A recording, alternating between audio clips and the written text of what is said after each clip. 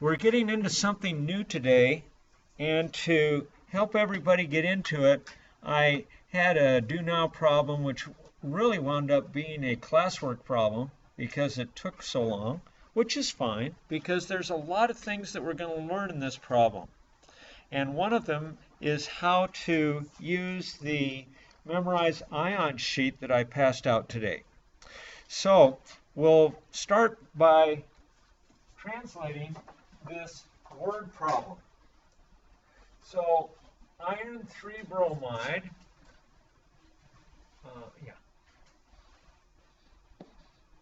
iron 3 bromide.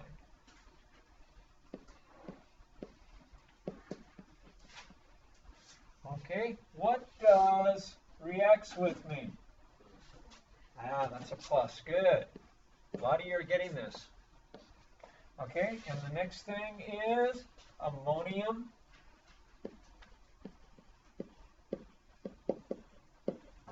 sulfate.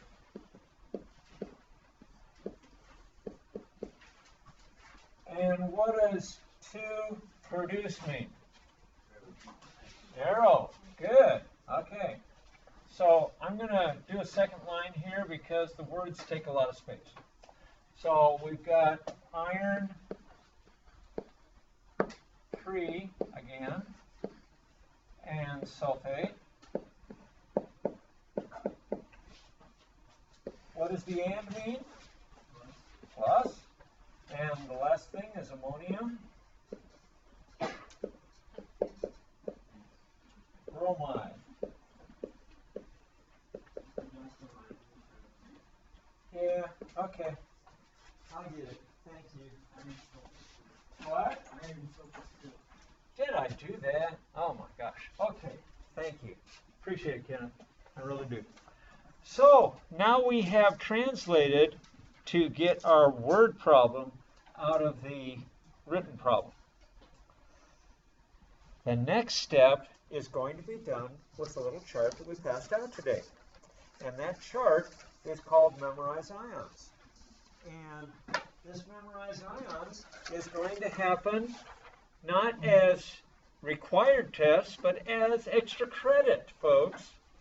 This is big points. Let me explain.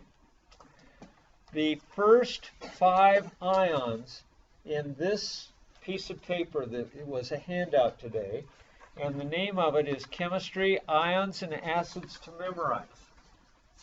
I want you to see what is involved in the very first test. The very first test will have only these ions, and if you look at it, you will be able to see there's the ammonium ion up here about halfway up the page. It's in a little box by itself. So the ammonium ion is one of them, and then we're going left to right, top to bottom. So the next one is nitrate ion, and then the sulfate ion, and then the phosphate ion, and acetate ion is the last one. Okay? So what do you have to do? Well, let's pretend that you see a test question for this little quiz. I'm going to call it a quiz. But you see the sulfate ion. Oh, so you'll see this.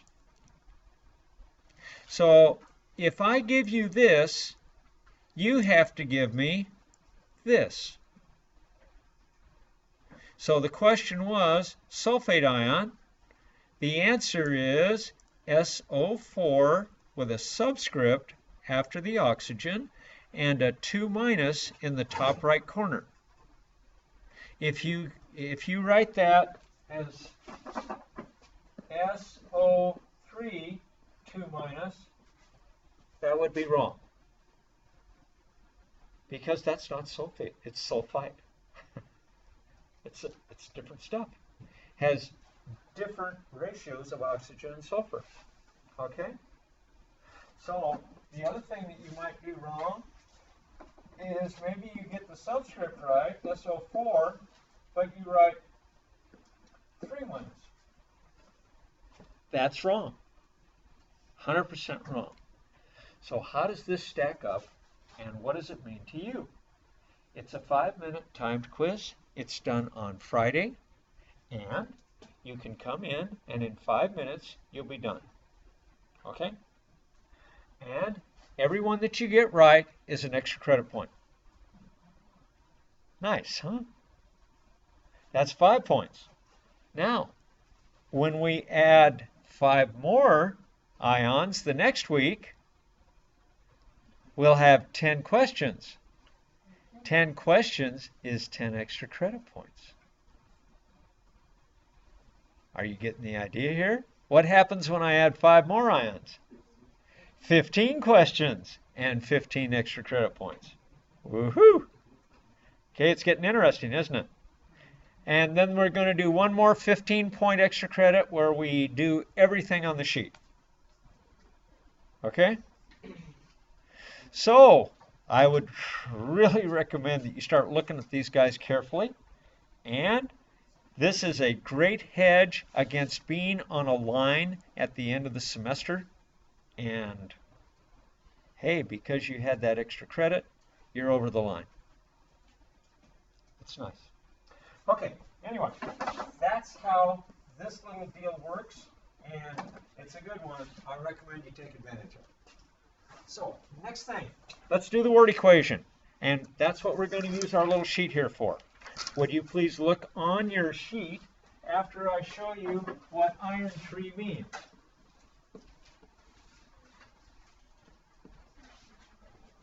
That's what iron 3 means. Iron with a 3+ charge. And the reason for that is when you look at iron on the periodic chart, you will see that he's in the transition metals. Those are a bunch of bad boys and girls. Okay? They don't follow the rules. All right? And this guy right here is one of the worst. This vanadium guy, number 23. Vanadium can have a +2. He can be +3. He can be +4. He can be +5. 4 different charges. Okay? And manganese is just as bad. He has 5 different charges. Wild stuff. So, at any rate, whenever one of these guys that are in the transition metals here, which is down in the valley, of course, down in the valley's so low, hang your head over, hear the wind blow. Anyway, you guys ever heard that before? Anyway. So, iron 3 is this guy. Now, with the iron 3, we have bromide. Bromide. How do we know what the charge is on bromide? Because without the charge, we can't put the molecule together. We have to know the charge of each ion. So, bromide. Would you look at the very top of the chart, and you will see group 1A on the periodic chart, which is right here. Here's our 1A. Here's 2A. Here's 3A. Respectively, they are. Group 1 is all 1+. Group 2 is all 2+. Group 3 is what? 3+. Okay, if we go over here to nitrogen, we can actually fudge a little bit, and we can say from nitrogen to neon, we got to move over 3 columns, right? To get our extra 3 valence electrons so that we look like neon as an electron configuration. So you can think of nitrogen as a 3-. Oxygen would be what? 2-, and fluorine would be 1-. There we go. So that's the little chart at the top. That's very, very useful for single atoms like the bromide. Okay, so our next part of this guy is going to be bromide at a 1-. Now, we have to put it together. And this is the easiest thing you've ever done in this class. Once you get here, you're home free. Watch this. This guy becomes the subscript for this guy. this guy becomes the subscript for this guy. So let's write them. Fe, because this is now the skeleton equation. Fe, and what's his subscript going to be? Okay, you take that as absolute value. That's all you got to worry about. And because it's 1, we don't write it anyway. Okay? And what's the subscript for bromide? There you go. You see, you've just written iron bromide. And all you needed was this little chart right here. Isn't that cool? Yeah. Okay, we can do all of them this way. So let's do our plus ammonium. Where's ammonium on the chart? Remember, it's dead center. What's his formula? NH4. Okay. So we've got NH4, 1 plus. And then we've got sulfate. Anybody see that guy? He's under the 2 minus ions. SO4. Okay, so we got SO4. What's the charge? 2 minus. So, just like we did before, this guy becomes the subscript for this guy. And we're going to have to put sulfate in a parenthesis. So we're going to parenthesize our sulfate. I'll show you in just a minute. And this guy is going to become the subscript for that guy. And you say, wait a minute, he already has a subscript. No, he doesn't. Why doesn't he have a subscript? Because he is a structure that has nitrogen in the middle and 4 hydrogens around it. He's a tetrahedron.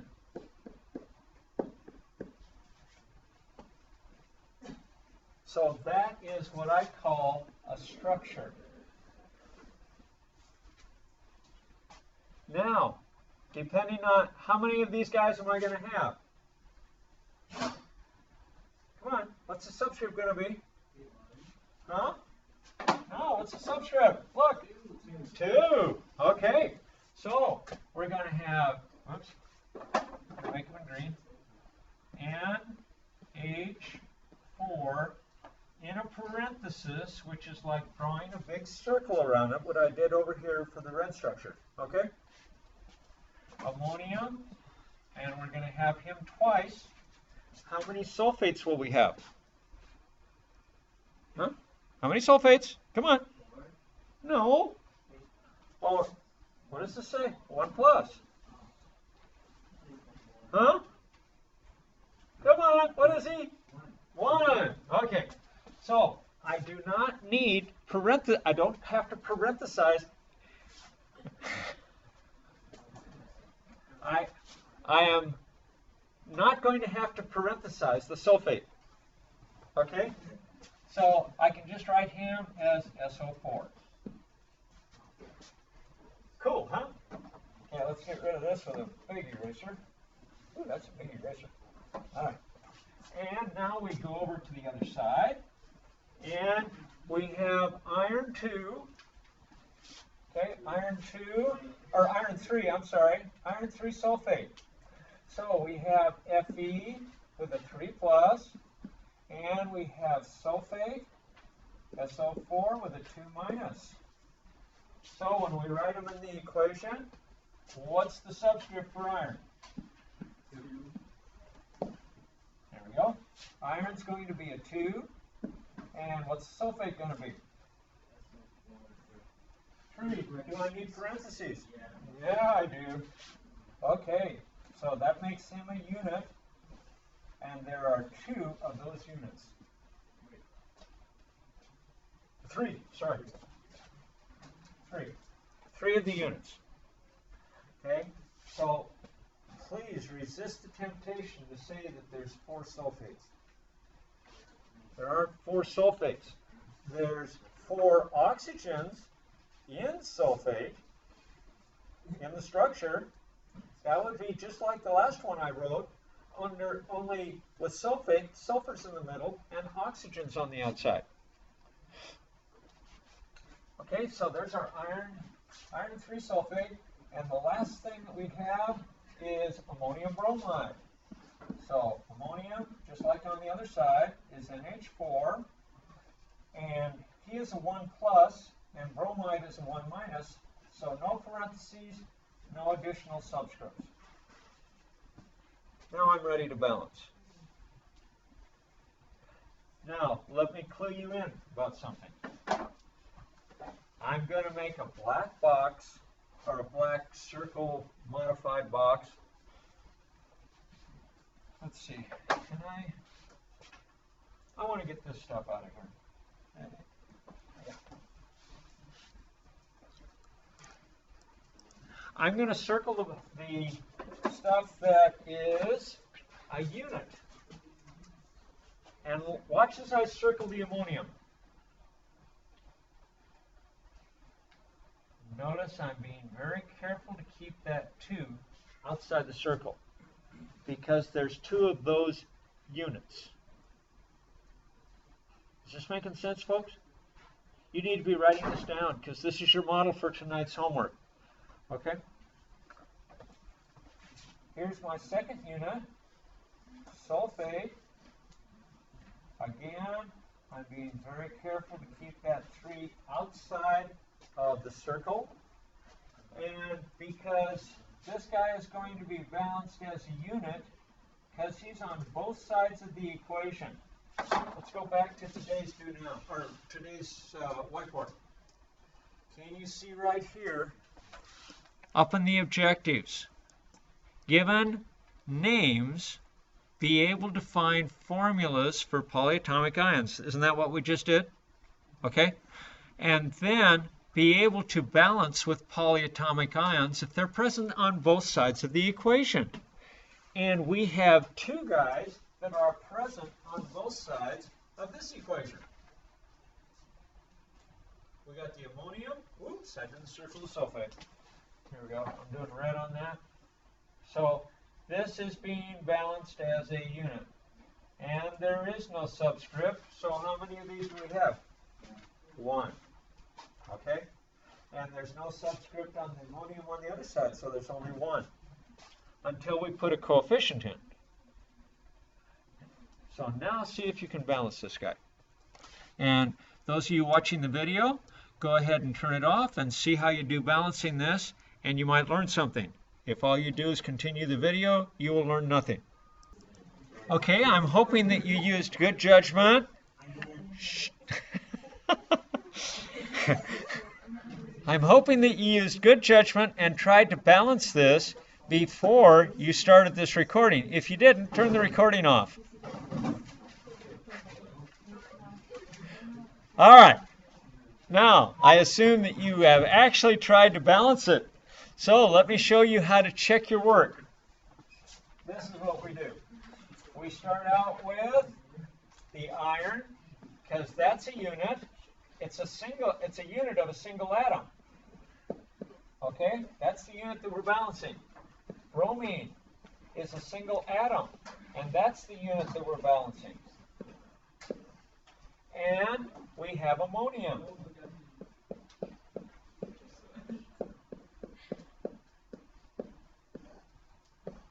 Okay, and the last unit that we have is sulfate.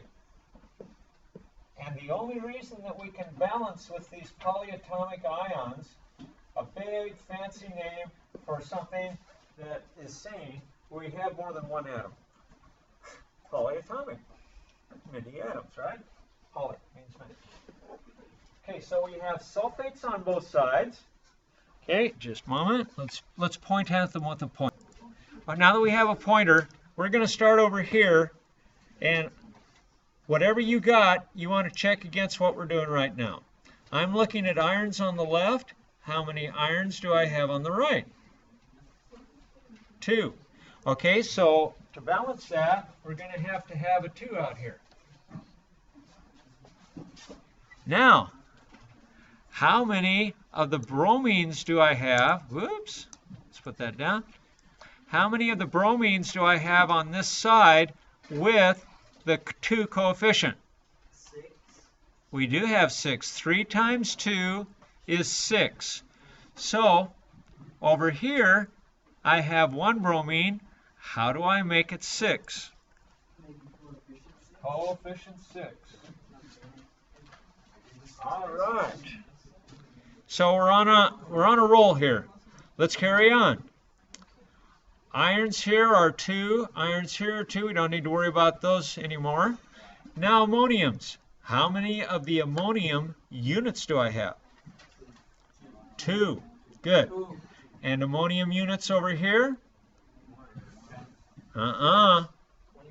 Because of the coefficient. No 24. 4 is part of the unit. We're talking about the unit now. 1 unit times 6 as the coefficient.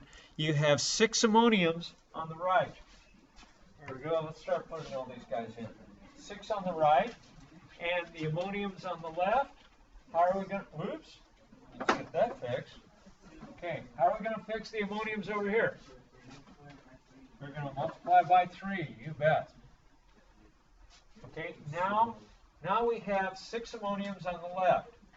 Irons, we had 2 and 2. Bromines, we had, yes, but let's do the math in our heads as we do it. 2 times 3 is 6, and that's what we're going to put here. And bromines on the other side, we have 6 times 1 is 6. So bromines on the right are also 6. Last unit is sulfate. Sulfate, how many units in the molecule? Units in the molecule. 1 unit times a coefficient of 3, how many? 3. And when we have sulfates over here, what do we have for sulfate units over here? There's no coefficient, so everything has a coefficient except that guy. So we're good to put a 1 in there, and now we are sure that we've got ourselves covered on both sides, because 1 times 3 is equal to 3.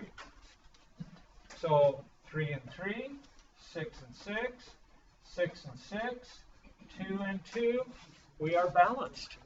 And the good news is we didn't have to balance any nitrogens, we didn't balance any hydrogens, we didn't balance any sulfurs, and we didn't balance any oxygens. So all of these, which would have had to be treated as separate balancing acts, got treated as one balancing act. And therein is the savings for you that gives you a great efficiency in doing the balancing of your equations. I recommend you use, wherever possible, see, this only works for ammonium because he's in on both sides. If there was ammonium on one side, we couldn't do it this way. We'd have to balance nitrogen and hydrogen. And you will have those situations sometimes. But wherever you have the unit on both sides, like sulfates and ammoniums, you are good. And you can do this. I hope you find this helpful.